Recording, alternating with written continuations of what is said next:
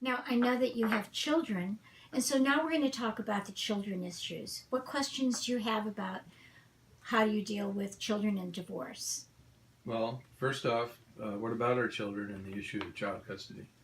Child custody can sometimes be very painful. You know, you're both loving parents, you both want to have the best interests of your children at heart. And so, child custody in the courts in California are determined like this: they want the best interest of your children. So, they look at the children and what is their best interest rather than the parents' best interest. So, what does that mean? I know both of you love your children, I know your children love you, but we look at how are we going to have custody. There's two types of custody. There's legal custody, which basically goes to the issue of health, education, and welfare. Even for people who are in jail, they're usually awarded legal custody and joint legal custody. So legal custody is usually something that we have joint, especially in mediation. Then there's physical custody. Physical custody is basically the schedule that you set up, that you spend time sharing time with your children. There's joint physical custody, and there is sole physical custody and primary legal custody.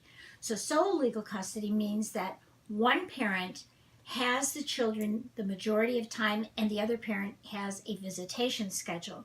The court really doesn't like that. They would love to have continuous and frequent contact with both parents. In mediation, that is what we really try and get to work for both parents, because we're working as a collaborative group.